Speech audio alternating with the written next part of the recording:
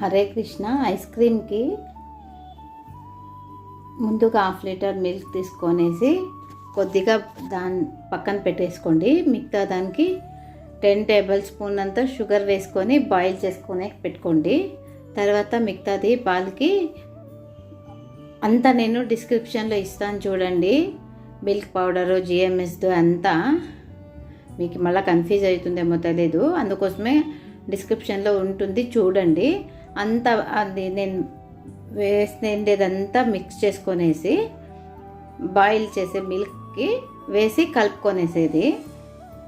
కొద్దిగా 1-2 మినిట్స్ అంతా బాయిల్ చేసుకుంటే ఇలా థిక్ అవుతుంది చూడండి.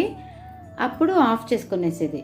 అది అంతా కూల్ అయిన తర్వాత ఒక బాక్స్లో స్ట్రెయిన్ చేసుకొనేసి ఏమన్నా ఇది ఉంటే పోయేస్తుంది కదండి, ఇది చేసుకొనేసి ఫ్రీజర్లో పెట్టాలి. ఎంత 8 అవర్స్ 10 అవర్స్ అయినా పర్వాలేదు పెట్టాల.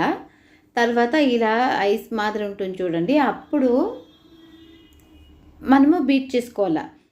లిక్విడ్ ఉన్నప్పుడు చేసుకోకూడదండి, కొంచెం ఐస్ క్రిస్టల్స్ ఉన్నప్పుడే చేసుకోవాలా. ఇలా చేసిన తర్వాత మనకి ఆ ఫ్లేవర్ కావాలో అది వేసుకునేది. అట్లా దీనికి నేను 1 కప్పు విప్పింగ్ క్రీమ్ వేసినానండి. తర్వాత నేను కొద్దిగా తీసుకొనేసి బిస్కాఫ్ది స్ప్రెడ్, తర్వాత బిస్కెట్ది కొంచెం క్రంచెస్ అంతా క్రష్ చేసేసి వేసినాను. అది మిక్స్ చేసుకొని మళ్ళీ తర్వాత పైన కూడా వేసుకున్నాను. అలా మనకి ఆ ఫ్లేవర్ కావాలో చాకో చిప్స్ కావాలంటే వేసుకోవచ్చు. ఇది స్ట్రాబెర్రీది వేసినాను. ఇది తర్వాత మనకి ఆ ఫ్లేవర్ కావాలో మళ్ళీ ఇది వస్తుంది కదండి, బిస్కెట్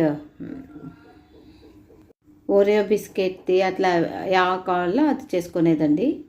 నేను తర్వాత డ్రై ఫ్రూట్స్ కొంచెము డ్రై రోస్ట్ చేసేసి వేసినానండి, చాలా బాగుంది. ఇంకా ఒకటి ఇది చేసినానండి, బటర్ స్కాచ్ది నట్స్ అంతా చేసేసి నేనే అది కూడా ఒకటి ఆ ఫ్లేవర్ ఒకటి చేసినాను. వెనిలా, పిస్తా అలా మనకి యాది కావాలో అది చేసుకోవచ్చు. టేస్ట్ మాత్రం చాలా బాగుందండి, మీరు ట్రై చేసి చూడండి.